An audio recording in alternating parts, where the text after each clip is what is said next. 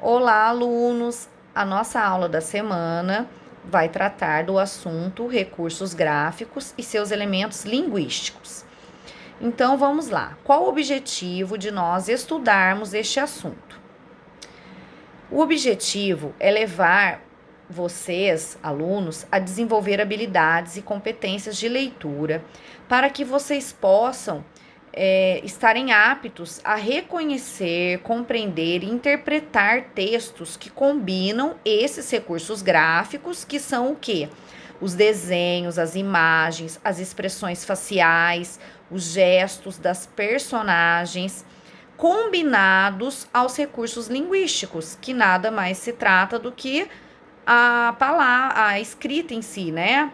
Então, esses textos, eles sempre têm por finalidade transmitir uma ideia, né, que gere humor, que gere uma ambiguidade, ou com o uso dos sinais da pontuação, expressam alguns efeitos de sentido. Então, é isso que nós vamos estudar. Então, para vocês melhor entender sobre isso, vamos recapitular o que é, né, o que são, aliás, recursos gráficos, e vamos estudar esses três aspectos dos recursos linguísticos, esses três temas aí, que é a ironia, a ambiguidade e o uso da pontuação, né? Vamos recapitular os sinais de pontuação. Então, vamos lá. Recapitulando o conteúdo, olha. Sabendo-se que recursos gráficos são elementos visuais combinados com textos para auxiliar na compreensão e sentido de uma mensagem ou ideia que se deseja transmitir, assim, para compor esse processo comunicativo de forma significativa, com sentido, nós combinamos, né, a utilização desses recursos gráficos, desses desenhos, com os recursos linguísticos, né, que são, que estão ali juntos, combinados, para entreter os leitores, né, ou para convencê-los de alguma coisa, ou para expressar uma ideia. Então, essa é a finalidade, né, desses tipos de texto. Então, hoje, nós vamos estudar esses três temas de recursos linguísticos que estão dentro dos textos de recursos gráficos, tá? Então, olha lá, vamos conhecer o que é ironia, o que é ambiguidade e vamos recapitular, relembrar os sinais de pontuação, qual a função deles, né, para que cada um serve e tal. O que é ironia? Então, olha só, a ironia é a palavra grega de onde nos veio, né, aliás, a ironia trata-se de uma palavra grega, né? Então, ela significa ação de perguntar, fingindo ignorância para se rir do outro. Então, olha só, o que é ironia? A ironia é um tipo de deboche. O deboche é um sarcasmo. Ela serve para o quê? Para extrair o humor, né? Para fazer o outro rir, né? Mas é de uma forma intencional. Então, veja bem, a pessoa, ela fala o contrário do que ela pensa, né? Para debochar mesmo, para ser irônica, extrair humor, né? Então, por isso que tá escrito ali, ó, de modo proposital, ou seja, de propósito, por meio das palavras, né? Nós expressamos o contrário do que pensamos. Então, para vocês entenderem melhor, vamos aos exemplos, ó. Preste atenção nesses exemplos de frases irônicas, com ironia, né? Que utiliza o recurso de linguagem da ironia. Estou de recuperação na escola. Parabéns para mim. Veja bem, que ironia, né? Note que a pessoa, ela usa de ironia quando ela se parabeniza. Já que estar de recuperação, nós sabemos que não é algo bom, né? Então não é um motivo para eu comemorar. Pelo contrário, gosto de você, porque você nunca mente. Quando a pessoa fala nunca mente, ela tá querendo dizer o contrário. Ela tá querendo dizer, na verdade, que a pessoa sempre mente, né? Então, a pessoa que pronuncia essa fala, ela está se dirigindo, referindo, né, a uma pessoa que é mentirosa. Olha só, observe agora essa charge, né? Esse quadrinho aí, ó. um personagem falando pro outro, você é ateu? Pergunta, né? Sou, graças a Deus. Gente, veja a ironia nesse quadrinho, né? Onde consiste a ironia nesse quadrinho? Ela consiste exatamente no personagem responder graças a Deus. Se ele é ateu, ateu é aquele que não adere a nenhuma crença religiosa, que não acredita em Deus. Então, ele responde graças a Deus, mas Deus para ele não existe. Então, você tá vendo que é uma contradição e ao mesmo tempo é uma ironia, é engraçado, né? É exatamente nesse ponto que ocorre a ironia, ou seja, a manifestação de uma ideia contrária, oposta, mas sempre com a intenção de extrair o humor do texto e causar divertimento no leitor, né? Então, por exemplo, eu falo lá, nossa, mas você é inteligência pura, né? Eu tô sendo sarcástica, irônica, eu tô querendo dizer que a pessoa não é meio desprovida de inteligência, né? Ou seja, não é muito inteligente. Aí eu vou e falo que ela é hiper, mega, master inteligente, para poder extrair humor, né? Querendo debochar dela. Agora vamos para o outro recurso que é a ambiguidade. O que é a ambiguidade? A ambiguidade, ela é um recurso utilizado também nos textos gráficos, como tirinhas, charges, né, quadrinhos, também com a intenção de extrair humor do texto, né? Ela trata do quê? De um duplo sentido. Então, é uma ideia, assim, ela trata de algo que dá a interpretação de duas ideias. Então, olha só, trata-se de um elemento linguístico que consiste em admitir mais de um significado ou interpretação em frases, períodos ou textos, adquirindo um duplo sentido.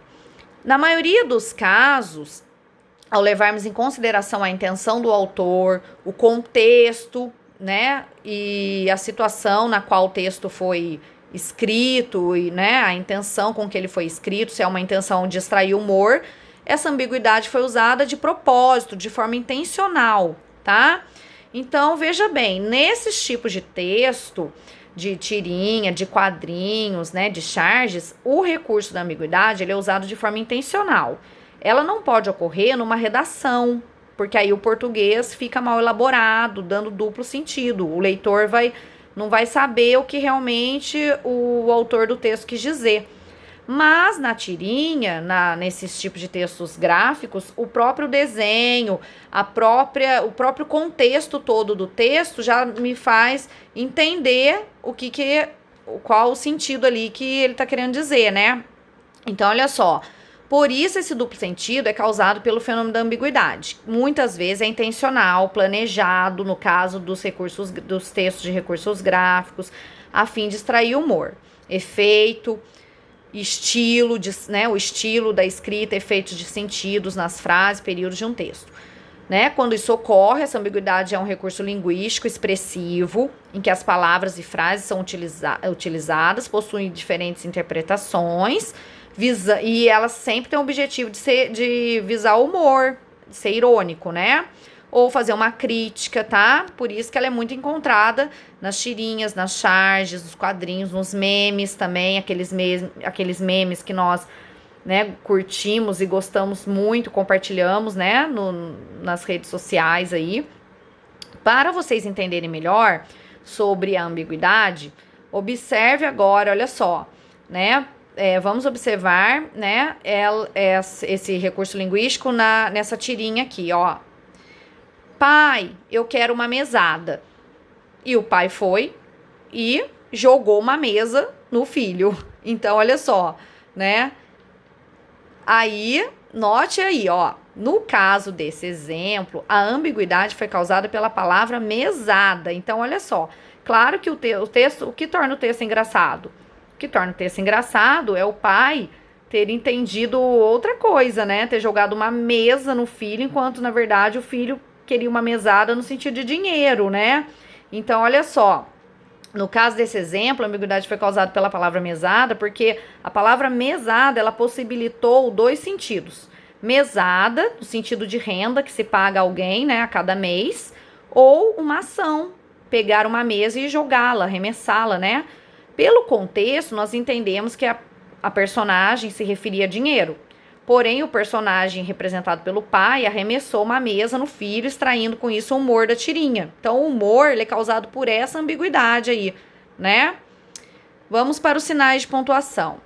Os sinais de pontuação, eles são elementos que têm por função representar na fala e na escrita pausas ou entonações.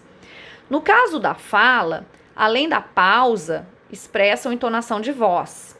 Já na escrita, eles são grafados, ou seja, eles precisam ser redigidos, escritos, marcados, né? Quando a pausa, nós sabemos que na escrita a pausa é representada pela vírgula, pelo ponto e vírgula ou a reticências, são aqueles 3 pontinhos. Por exemplo, né? E para reproduzirem nossas emoções, intenções, anseios, nós usamos ponto de interrogação e exclamação, certo? De modo geral, os sinais de pontuação que mais se destacam são o ponto final. O ponto final é usado para finalizar período, né? E no final de frases declarativas, que podem ser afirmativas ou negativas. O ponto e vírgula, que muitos têm dúvida, quando usa ponto e vírgula? O ponto e vírgula, ele é usado para indicar uma pausa maior que a vírgula. Então, quando o período é maior, é muito extenso, né? E eu quero dar uma pausa, eu posso usar o ponto e vírgula, né? Ele não indica o fim de um período, né? Assim, é um sinal intermediário entre a vírgula e o ponto final. A vírgula, que é usada em geral para pausas e para separar elementos, né, dentro de uma mesma frase ou oração, né? Por exemplo, comi hoje 3 frutas, banana, mamão e abacaxi. Então, tem que separar esses elementos por vírgulas, né? A reticências, olha lá, os 3 pontinhos, é usado para quê? Para marcar uma pausa no enunciado, né? Tipo, o personagem está pensando, né? Um processo né, que tem continuação, alguma coisa, lá, uma suspensão de pensamento, uma reflexão, ou podendo indicar uma omissão mesmo de algo que não se quer revelar no momento ali, né? Então, põe reticências ali. Ponto de exclamação, né, que nós sabemos, muito usado para exprimir emoções, sejam elas boas ou ruins, como surpresa, espanto, susto, raiva, alegria, exaltação, entusiasmo, admiração, né, etc. Ponto de interrogação, que é usado para fazer questionamentos, perguntas, indagações, tirar dúvidas, né? Indagar é questionar. Os 2 pontos, que é usado para dar uma explicação, um esclarecimento, fazer uma citação, né? Então, quando eu vou uma enumeração também, enumerar itens, né? Por exemplo, 2 pontos, aí começa. Dar exemplos também para introduzir fala de personagem, né? No discurso direto, o discurso direto é o personagem falando no momento, quando eu uso João falou, 2 pontos, na outra linha, travessão, né? Que indica a fala da personagem, que é outro sinal de pontuação também. Parênteses, olha lá, usado para adicionar uma informação, normalmente explicativa, mas não é essencial. Então, eu tô lá no meu texto, eu quero adicionar uma informação, posso pôr entre parênteses. Ela não é essencial, mas ela é uma informação a mais ali para explicar algo. Aspas, né, usada para realçar certas palavras. Então, quando eu uso uma palavra que é uma gíria, eu coloco aspas num texto formal, né? Num texto que não é adequado eu usar gíria, mas eu quero ali usar, então tem que pôr entre aspas. Ou expressões, podendo também usar a palavra com outro sentido, aí eu coloco aspas, né? Para realçar também palavras, destacar como títulos, né? Indicar a fala de personagem também. Eu posso usar o travessão ou aspas, né? Que é o discurso direto, que é o personagem falando no momento ali da história, né? No tempo presente. E o travessão, olha lá. Ele é usado para indicar a fala de personagem no discurso direto, como eu já disse, né? João disse, 2 pontos. Quero ir embora. Então, tem que usar o travessão, porque é a fala do João. Se eu não usar o travessão, eu posso usar aspas. Mas também ele é usado para substituir a vírgula ou parênteses, olha só, em orações intercaladas ou no destaque de alguma parte do período. Então, olha lá, eu estou escrevendo um período, né, um enunciado ali, Então, eu quero dar destaque para alguma expressão ali, dar uma explicação, né? Então, tá intercalado, eu coloco um elemento intercalado no meu período. Então, olha, veja bem, Júlio César Júlio César, o célebre imperador romano, tá vendo? Outra travessão, foi morto por seu próprio filho. Então, Júlio César foi morto por seu próprio filho. É o período, mas eu intercalei, coloquei algo explicando ali. Quem é o Júlio César? O célebre imperador romano, tá vendo? Então, essa frase aí que tá no meio, ela tá intercalada, né? Ela tá colocada no meio, intercalada é o que tá no meio ali. E ela vem separada por travessões. Poderia ser por vírgulas, né? Mas eu quis usar o travessão, tá certo? E existem, dentre outros, sinais de pontuação. Agora, olha, observe isso aqui, ó. Observe o efeito de sentido decorrente do uso de pontuação na tirinha. Então, vamos lá, ó. 2 personagens. Rock, você curte rock, bicho? Bem, eu curto, mas... eu curto mais um bom samba.